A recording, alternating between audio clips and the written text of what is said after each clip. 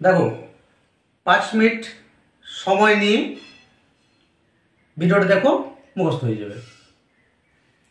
Kolkata medical college, কি বললাম?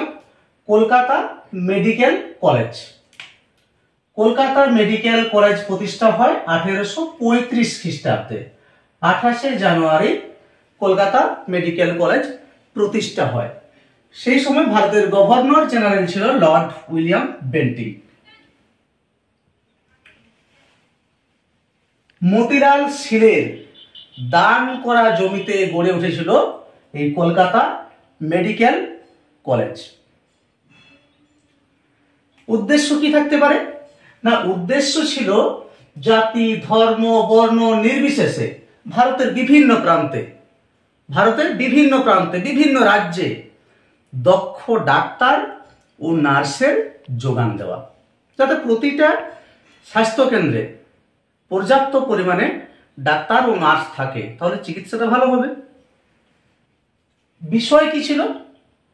না, বিষয় ছিল ভেষজ, অঙ্গ ব্যবচ্ছেদ, ঔষধের গুণাগুণ, কিভাবে সেটা প্রয়োগ করবে, এই সমস্ত সংক্রান্ত বিষয়ে পড়াশোনা করা হতো।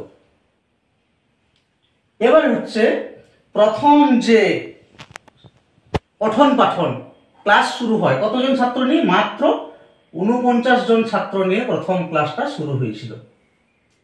সেই সময়ে কলকাতা মেডিকেল কলেজে যারা ডাক্তারি পড়াতো, যারা অধ্যাপক ছিলেন, শিক্ষক ছিলেন, তারা ছিলেন doctor Madhusudan Gupta, doctor H Goodeve, doctor MJ.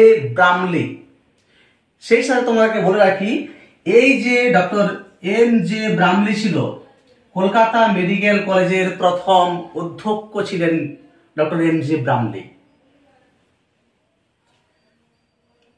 সবশেষে বলবো, সালটা তখন 1835, 28শে অক্টোবর কি করলো? পোস্টমর্টম, সব ব্যবচ্ছেদ। পাশ্চাত্য শিক্ষার অন্যতম একটি অঙ্গ হচ্ছে সব ব্যবচ্ছেদ। এই সব ব্যবচ্ছেদ কে করলো? না, মধুসূদন গুপ্ত সব ব্যবচ্ছেদ ঘটিয়ে চিকিৎসা বিদ্যায় এক যুগান্তকারী নজির সৃষ্টি করলো। শুধু তাই নয়, তাকে সহায়তা করেছে কে কে? না, উমাচরণ শেঠ, রাজকৃষ্ণ দে, দ্বারকানাথ গুপ্ত, নবীন চন্দ্র দে। তাহলে আমরা নিশ্চয়ই বুঝতে পারছি যে কলকাতা মেডিকেল কলেজের গুরুত্ব কতটা আধুনিক পাশ্চাত্য চিকিৎসা বিদ্যার ক্ষেত্রে। বাকিটা নোটসে দেখা হচ্ছে পরের ভিডিওতে।